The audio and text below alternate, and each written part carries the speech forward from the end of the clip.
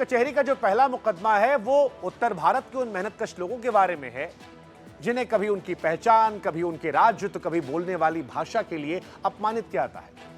वो लोग जो उत्तर प्रदेश, बिहार, मध्य प्रदेश, राजस्थान, दिल्ली, हरियाणा से पेट भरने के लिए अपने घर परिवार को छोड़कर दूर दराज के शहरों में जाते हैं, मजदूरी करते हैं, ईंट उठाते हैं, बिल्डिंग बनाते हैं, टैक्सी चलाते हैं, होटलों में काम करते हैं, ढाबे में बर्तन धोते हैं, यानी हर वो छोटा बड़ा काम जो उन शहरों को मजबूत बनाता है वो करते हैं। लेकिन जब उनकी इज्जत की बारी आती है तो शहर में उनसे सवाल होता है कि तुम हो कौन, किस लिए आए हो, यहां क्यों आए हो। हर बार उन्हें जलील किया जाता है। कोई उन्हें गाली देता है इस बात को लेकर क्योंकि वो उत्तर भारत से है, कोई उनकी पिटाई करता है, वीडियो बनाकर उन पर तमाचा मारता है क्योंकि वो गरीब हैं, काम मांगने के लिए आए हैं, या फिर इस बात को लेकर कि तुम हिंदी क्यों बोलते हो। भारत का संविधान कहता है कि इस देश में सबको बराबरी का हक है, ना धर्म से भेद होगा, ना जाति से भेद होगा, ना भाषा से।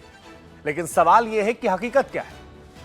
स्पष्ट दिखता है संविधान जो है वो किताबों में है, जमीन पर नजर नहीं आता, क्योंकि इस देश में जो सबसे ज्यादा काम करता है, यकीन मानिए उसे सबसे कम सम्मान मिलता है।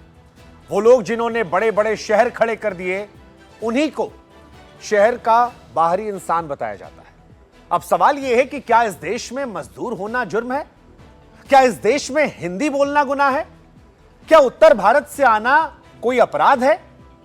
आज कचहरी का यह मुकदमा सिर्फ मजदूरों का नहीं है, यह मुकदमा उस सोच के खिलाफ है जो मेहनत करने वाले इंसान को छोटा समझती है। यकीन मानिए जिस दिन इन मेहनत करने वाले लोगों की आवाज सुनी जाएगी, उसी दिन संविधान की सच्ची इज्जत होगी, वरना यह देश सिर्फ कुछ लोगों का रह जाएगा और बाकी सब चुपचाप रह जाएंगे।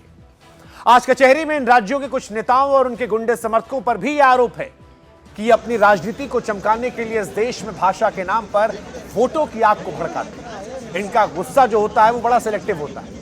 आपने भी देखा होगा, कभी भी बॉलीवुड के बड़े सितारे, चाहे वो सलमान, शाहरुख, आमिर, अक्षय, अमिताभ, उन पर ये कभी नहीं भड़कते।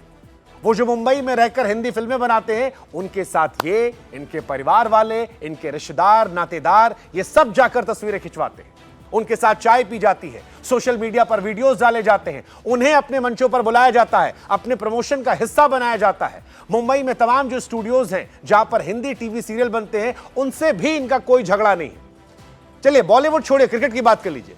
क्रिकेट में जो आईपीएल के सितारे हैं, जो उत्तर भारत के हैं, हिंदी भाषी खिलाड़ी हैं, उनकी टीम के लिए खेलते हैं, वो जब जीतते हैं तो वहां पर भी इनका मराठी इतिहास या द्रविड़ गौरव जो है वो शांत रहता है। लेकिन जैसे ही कोई गरीब मजदूर नजर आता है, कोई टैक्सी ड्राइवर, कोई सब्जी बेचने वाला, ठेला वाला, रेहड़ी वाला, ईंट ढोने वाला, उसकी हिंदी से इनको तकलीफ होती है। कई बार ऐसा लगता है कि इस देश में सबको जोर जो है वो गरीब आदमी पर जलाना है, क्योंकि अमीर आदमी के पास पैसा होता है और पैसा धर्म, जात, क्षेत्र, प्रांत नहीं देखता है। इन्हें सिर्फ उन लोगों से दिक्कत है जो कमजोर हैं, जो गरीब हैं, जो पसीना बहा रहे हैं, जो अपने हक के लिए चुपचाप मेहनत कर रहे हैं। यही लोग संविधान को रौंदते हैं और भारत की एकता का मजाक उड़ाते हैं, उस देश के टुकड़े टुकड़े करते हैं जिसे लाखों मेहनतकश लोगों ने अपने खून पसीने से जोड़ा है। कई लोगों के मन में सवाल हो सकता है कि मराठी हिंदी भाषा विवाद सही है या गलत है। देखिए, आज मैं स्पष्ट तौर पर आपसे कह दूं कि अगर एक घर में 5 कमरे हैं, समझने के लिए आपके लिए, कि अगर एक घर में 5 कमरे हैं और हर कमरे में एक एक भाई अपने परिवार के साथ रहता है, तो क्या इसका यह मतलब निकाला जाएगा कि जो एक भाई है वो बगल वाले कमरे में नहीं जा सकता? क्या जब वो भाई अपने ही घर के किसी और कोने में जाता है तो क्या उस भाई को उसके घर में बाहर ही कह दिया जाएगा? आप कहेंगे नहीं, घर तो सबका है, जमीन सबकी है, परिवार सब एक ही परिवार का तो हिस्सा है। लेकिन सवाल यह है कि भारत भी तो एक परिवार है। इस देश में अगर उत्तर प्रदेश या बिहार का आदमी महाराष्ट्र या कर्नाटक जा रहा है काम करने के लिए, पढ़ने के लिए, तो क्या उसे बाहरी कहा जाएगा? क्या भारत की जो खूबसूरती है, वो अलग अलग भाषाएं, वो अलग अलग बोलियां, वो पहनावा, उन सब को दरकिनार कर दिया जाएगा? आज कचहरी में सवाल इसी बात को लेकर उन लोगों से है जो इस पूरे घर को तोड़ने में लगे, जो कभी धर्म के नाम पर लड़ाते हैं, कभी जाति के नाम पर बांटते हैं और इन दिनों भाषा के नाम पर गरीब आदमी को पकड़कर उसे थप्पड़ मार रहे हैं, जलील कर रहे हैं, बेइज्जती कर रहे हैं, भाई से भाई की दुश्मनी करवा रहे हैं।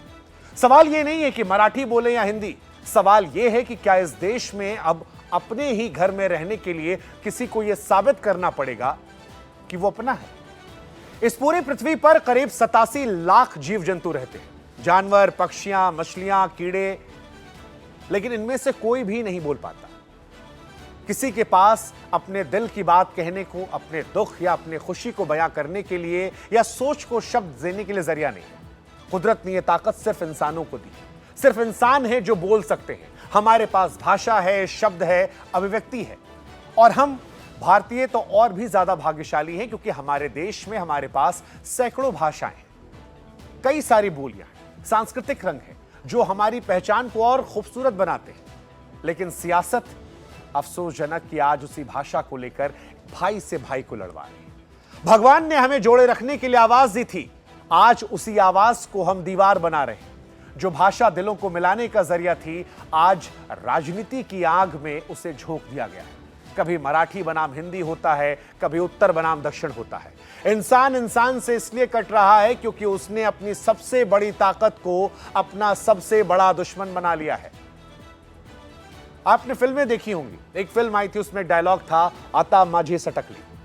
लेकिन सवाल यह कि क्यों आता माझी सटकली, यह मराठी शब्द था, लेकिन आज पूरे देश में सभी लोगों ने इसे अपनाया।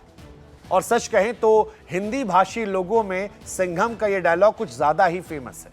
अक्सर हम और आप भी अपने संवाद में कह देते हैं, अता माझी सटकली। क्या किसी ने थिएटर में यह कहा कि भाई साहब हमें हिंदी वाले प्रदेश में मराठी डायलॉग क्यों सुनाया गया? क्या इस डायलॉग को लेकर किसी ने कुर्सियां तोड़ी? क्या किसी ने पोस्टर फाड़े? किसी ने हिंसा फैलाई? उल्टा लोगों ने इस डायलॉग को अपनाया, सराखों पर बिठाया, इसे हिंदी सिनेमा के सबसे पॉपुलर डायलॉग्स में शामिल किया। क्योंकि इस देश में लोगों को एक्चुअली में फर्क नहीं पड़ता कि भाषा कौन सी है, उन्हें उस डायलॉग की ताकत और उसके जज्बे से जब कनेक्ट महसूस हुआ तो इसको अपना लिया। लेकिन आज सोचिए, मराठी भाषा की राजनीति करने वाले कुछ लोग क्या कर रहे हैं। पिछले दिनों मुंबई में लोगों को सिर्फ इसलिए पीटा गया क्योंकि वो हिंदी बोल रहे थे, मराठी नहीं जानते थे। एक महिला को सिर्फ इसलिए अपशब्द कहा गया क्योंकि वो हिंदी भाषा की इज्जत करने की बात कह रही थी, उसका अपमान नहीं सह पाई। और सबसे बड़ी विडंबना तो यह है कि पहले तो ये लोग हिंदी भाषियों को पीटते हैं, फिर सड़क पर उतरते हैं और खुद को गांधीवादी बताते हैं। वो कहते हैं कि भाई साहब हम सत्याग्रह करेंगे, जैसे महात्मा गांधी ने अंग्रेजों के खिलाफ किया था। लेकिन शायद उन्हें इस बात का एहसास नहीं है कि गांधी जी भी गुजरात से आए थे, पर पूरे देश से जुड़ने के लिए उन्होंने भी हिंदी भाषा को पूरी तरह अपनाया। वो जानते थे कि भारत को जोड़ने वाली भाषा कोई दीवार नहीं है, बल्कि एक सेतु होनी चाहिए। वो भाषा जो कई राज्यों में बोली जाती है, वो दुश्मन नहीं है। आपको सबको गले लगाना पड़ेगा। आजादी का जो आंदोलन उन्होंने खड़ा किया, उसकी असली ताकत हिंदी ने दी थी। उस भाषा ने जिसे आज गांधी जी के नाम पर ये लोग गालियां दे रहे हैं, ठुकरा रहे हैं, राजनीति का मोहरा बना रहे हैं। आज राज ठाकरे साहब से भी हम संवाद करना चाहेंगे। क्या गजब की विडंबना साहब, पहले आपके पार्टी के समर्थक लोगों के पास जाते हैं, सड़क पे ठेले वाले, रिक्शा वाले को तमाचा मारते हैं, और उसके बाद वही लोग खुद को गांधीवादी बताकर सड़कों पर उतरते हैं। ये कहते हैं कि सत्याग्रह किया जाएगा, बापू ने भी किया था। एमएनएस कह रही है कि वो मराठी भाषा की लड़ाई लड़ रही है, लेकिन सच्चाई ये है कि ये मराठी भाषा की नहीं, बल्कि अपनी राजनीतिक जमीन, परिवार और सियासत को बचाने की लड़ाई है। अगर ये पूरे महाराष्ट्र की आवाज होती तो ठाकरे साहब सड़कों पर सिर्फ एमएनएस के चंद कार्यकर्ता क्यों नजर आ रहे हैं? क्यों नहीं पूरा महाराष्ट्र दिखा? और क्यों आपकी लड़ाई सिर्फ छोटे लोगों से है? क्यों वो जो बड़े बड़े सितारे हैं, बड़े बड़े खिलाड़ी हैं, बड़े उद्योगपति हैं, उनसे आपकी नाराजगी नहीं है? मराठी मुंबईकर इस हिंसा से खुद को अलग रख रहा है। राज ठाकरे साहब की पार्टी का वैसे भी इतिहास है कि ना कोई विधायक है, ना कोई सांसद है, ना बीएमसी में एक सीट है। 2024 में 125 सीटों पर चुनाव लड़ा और एक भी सीट नहीं जीत पाए। यहां तक कि राज ठाकरे साहब के बेटे अमित ठाकरे जो हैं, वो खुद चुनाव हार गए थे। पूरे महाराष्ट्र में जहां पर 68.8% लोग मराठी बोलते हैं, वहां पर ये राज ठाकरे साहब जो मराठी अस्मिता को लेकर लड़ाई लड़ रहे हैं, इन्हें सिर्फ 1.5% वोट मिले थे। अगर मराठी जनता को उनकी ये राजनीति मंजूर होती तो क्या वो इतनी बुरी तरह हारते? लेकिन जब सत्ता दूर हो गई, समर्थन खत्म हो गया, पार्टी हाशिए पर चली गई, अस्तित्व की लड़ाई है, अब नहीं तो कभी नहीं, तो साहब ने फिर भाषा का सहारा लिया और जोर जो है वो गरीब आदमी पर दिखाना शुरू कर दिया। अरे जोर दिखाना है तो अमीरों पर दिखाइए, अपने बराबरी के लोगों पर दिखाइए। उन पर क्यों दिखाना जो पलटकर आपको जवाब नहीं दे सकते, वो जो सर्वाइवल की लड़ाई लड़ रहे हैं? लड़ाई करनी तो उनसे कीजिए, बॉलीवुड को बंद करवा दीजिए। क्या बॉलीवुड की फिल्में बंद हो सकती हैं? क्या हिंदी में सीरियल रिकॉर्ड नहीं होंगे? वो जो बड़े बड़े उद्योगपति जिनसे चंदा लिया जाता है, क्या उनसे आप हर बार मराठी में ही संवाद करते हैं? ये सवाल उनसे कोई पूछता नहीं, और वो गरीब आदमी पूछ नहीं सकता, क्योंकि अगर वो सवाल पूछेगा तो उसकी रेहड़ी पटरी सहित उसको थैंक यू कर दिया जाएगा। क्योंकि बाहर जो जाता है वो कमाने खाने के बारे में सोचता है, वो सोचता है क्यों विवाद किया जाए। इसीलिए हम कह रहे हैं कि जब एमएनएस के लोग हिंदी वालों को पीटते हैं तब वो ये क्यों नहीं बताते कि हिंदी और मराठी दोनों बहनें हैं। और एक गजब की विडंबना हम आपको बताते हैं, राज ठाकरे साहब की पार्टी का नाम जो है वो है महाराष्ट्र नवनिर्माण सेना। अब ये जो नवनिर्माण या सेना जैसे शब्द हैं, आपको जानकर बड़ी हैरानी होगी कि ये संस्कृत मूल के शब्द हैं। संस्कृत से ही हिंदी और संस्कृत से ही मराठी भाषा निकली है। मराठी महाराष्ट्रीय प्राकृत से आई है, जो संस्कृत से विकसित हुई थी। पहले इसे मरहट्टी कहते थे, बाद में ये मराठी बन गया। लेकिन विडंबना यही है, हिंदी की भी ऐसी कहानी है। अगर संस्कृत नहीं होती तो हिंदी का जन्म नहीं होता, संस्कृत नहीं होती तो शायद मराठी का भी जन्म नहीं होता। ऋग्वेद से लेकर खुमान रासों तक और फिर भारत की आजादी के आंदोलन तक हिंदी एक ऐसी भाषा रही है जिसने हमेशा जोड़ने का काम किया है। ये वही भाषा है जिसने 1900 के बाद देश को एक साझा स्वर दिया। ये वही भाषा है जिसने कभी संस्कृत के शब्द मिलाए, कभी उर्दू के, कभी अंग्रेजी के और कभी लोक भाषाओं के, क्योंकि हिंदी सबसे ज्यादा सहनशील भाषा है। वो हर किसी को जगह देती है। जैसे हिंदी में खबर जैसा कोई शब्द नहीं है, लेकिन हम भी आते हैं, आपसे कहते हैं कि खबरों में आपका स्वागत है। बल्कि ये शब्द जो है, ये आपको जानकर हैरानी होगी, अरबी और फारसी से आए हैं। लेकिन हिंदी ने कभी किसी शब्द को नकारा नहीं। वो हर भाषा से कुछ ना कुछ सीखती रही और साथ मिलाकर उसे आगे बढ़ाती रही। और यही वजह है कि आज भारत की कुल आबादी में से 44% आबादी ऐसी है जो इसे मातृभाषा के तौर पर मानती है। राष्ट्रीय कामकाज की भाषा तो हिंदी है ही, जबकि मराठी को केवल 6.8%, तमिल को 5.7%, तेलुगु को 6.7% और पंजाबी को 2.7%। अब आप खुद सोचिए कि जिस देश में तकरीबन आधी आबादी हिंदी बोलती है, उसी देश में हिंदी को खतरा बनाया जा रहा है। वो भी ऐसे राज्यों से जहां खुद भी कई भाषाएं और बोलियां बोली जाती हैं। जैसे बिहार की बात कर लेंगे तो बिहार में भोजपुरी, मगही, मैथिली। उत्तर प्रदेश की बात करेंगे तो ब्रिज, अवधी, बुंदेली। राजस्थान में मारवाड़ी, मालवी। हरियाणा में जाएंगे तो हरियाणवी। लेकिन फिर भी यहां लोग हिंदी से प्यार करते हैं, उससे अपनाते हैं। भारत में 19,000 से ज्यादा भाषाएं और बोलियां मौजूद हैं, जिनमें 22 भाषाओं को संविधान की 8वीं सूची में शामिल किया गया। ये वो 8 भाषाएं हैं जिन्हें देश के 96% से ज्यादा लोग बोलते हैं। इनमें भी सबसे ज्यादा 44%, जैसा कि हमने आपको बताया, हिंदी बोलते हैं।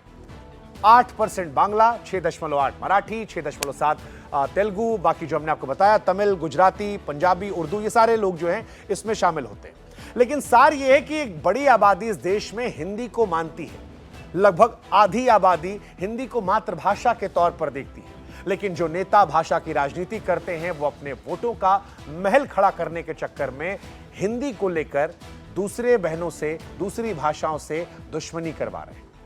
भाषा के नाम पर नफरत फैलाने वालों को आज ये समझना पड़ेगा कि धर्म और जाति की तरह भाषा के नाम पर लोगों को बांटना सही नहीं है। इससे देश का नुकसान होगा। आप देश की अखंडता, एकता को तोड़ रहे हैं। आप एक स्टेट से दूसरे स्टेट के लोगों को नफरत पैदा कर रहे हैं। इससे हो सकता है इन नेताओं को वोट मिल जाए, लेकिन वोट मिलने की कीमत क्या देश को चोट से होगी? और अगर इस देश से इन्हें प्यार है तो ये बात इन्हें समझनी चाहिए। जिस भारत में हर 15 से 20 किलोमीटर के बाद भाषा और बोली बदल जाती है, आज उसी भारत में हिंदी को दूसरी भाषाओं से खतरा बताना यह सरासर गलत है साहब। सच्चाई यह है कि अगर आप बिहार भी जाएंगे तो वहां पर भी केवल हिंदी नहीं है, भोजपुरी, मैथिली, मगही, बतेरों भाषाएं हैं। अगर आप यूपी जाएंगे तो वहां पर भी है। जो राज्य लगातार दूसरी भाषाओं का सम्मान कर रहे हैं, वो कैसे किसी भाषा के लिए खतरा हो सकता है? और ये केवल यूपी के लिए नहीं है, बिहार के लिए नहीं है। आप राजस्थान की बात कर लीजिए, आप पंजाब, हरियाणा, आप किसी भी राज्य की बात कर लीजिए, हर जगह पर, उत्तराखंड में भी गढ़वाली, कुमाऊनी होती है। इसके साथ साथ लोग हिंदी को अपनाते हैं, हिंदी के साथ भी रहते हैं और खुश हैं। कभी भेदभाव नहीं हुआ। हिंदी भाषा की वजह से इन राज्यों की भाषाओं को कभी भी नुकसान नहीं पहुंचा। दरअसल भाषा पर हो रही ये राजनीति असल में एक हफ्ता वसूली की तरह है। जैसे बाहुबली पैसे खत्म होने के बाद हफ्ता वसूली करते थे, आज वैसे ही एमएनएस जैसी पार्टियां जो हैं वो वोट खत्म होने के बाद इसकी हफ्ता वसूली के लिए पॉलिटिक्स कर रही हैं। और हिंदी बोलने वाले मेहनतकश लोग इनकी पॉलिटिक्स का शिकार हो रहे हैं। अगर हिंदी भाषा सहनशील नहीं होती तो आरएसएस का मुख्यालय महाराष्ट्र के नागपुर में नहीं होता। दक्षिण भारत की फिल्मों को आज हिंदी भाषी लोग इतना प्यार नहीं करते। इस कचहरी में एक इल्जाम यह भी है कि केंद्र सरकार 3 लैंग्वेज फॉर्मूले के तहत देश भर के स्कूलों पर हिंदी भाषा को थोपना चाहती है, लेकिन सबूत और गवाह यह बताते हैं कि यह दावा सरासर गलत है। भारत सरकार ने 2020 की राष्ट्रीय शिक्षा नीति में साफ साफ कहा कि अब से स्कूलों में बच्चों को जो 3 भाषाएं पढ़ाई जाएंगी उनमें से किसी भी भाषा को थोपा नहीं जाएगा। बच्चे जो 3 भाषाएं स्कूलों में जाकर सीखेंगे वो राज्य सरकारें और छात्रों की पसंद के आधार पर होगी। हाँ, शर्त इतनी है कि इनमें से कम 2 भाषाएं भारत की होनी चाहिए और 1 भाषा विदेशी। पुराने फॉर्मूले में अंग्रेजी को अनिवार्य रूप से पढ़ाया जाता था, लेकिन अब सरकार ने अंग्रेजी को विदेशी भाषा में डाल दिया है और यह छात्रों की पसंद पर निर्भर करता है कि विदेशी भाषा में वो कोरियन भाषा सीखें, जापानीज सीखें, फ्रेंच सीखें, जर्मन सीखें, स्पेनिश सीखें या अंग्रेजी सीख लें। जो उनकी मर्जी वो सीख लें, लेकिन उन्हें 2 भारत की भाषाएं सीखनी होगी। अब क्योंकि हिंदी अधिकतर बोली जाती है इसलिए मसलन लोग हिंदी सीखते थे, लेकिन यह कोई अनिवार्य नहीं है। यह राज्य सरकार और छात्रों को खुद तय करना है कि वो अपनी मातृभाषा के साथ एक और कौन सी भाषा पढ़ना चाहते हैं। महाराष्ट्र सरकार ने पहले से लेकर 5वीं कक्षा के छात्रों को तीसरी भाषा के तौर पर हिंदी बढ़ाने का फैसला किया था, जिस पर विवाद हुआ। सरकार को बाद में फैसला वापस लेना पड़ा, लेकिन आपको समझना यह पड़ेगा कि बच्चे कौन सी भाषा सीखे ये राज्य सरकारें तय करेंगी। केंद्र सरकार का इसमें लेना देना नहीं है। यह इल्जाम भी गलत है कि 3 भाषाएं पढ़ाने का यह नया फॉर्मूला है। भारत में यह फॉर्मूला पहली बार शिक्षा आयोग ने साल 1966 में पेश किया था, जिसे 1968 में इंदिरा गांधी की सरकार ने पहली बार राष्ट्रीय शिक्षा नीति में शामिल करवाया। उस वक्त 3 लैंग्वेज फॉर्मूले का मतलब था कि बच्चों को 3 भाषाओं में पढ़ाया जाए, जिनमें बच्चों की मातृभाषा अंग्रेजी भाषा अनिवार्य थी।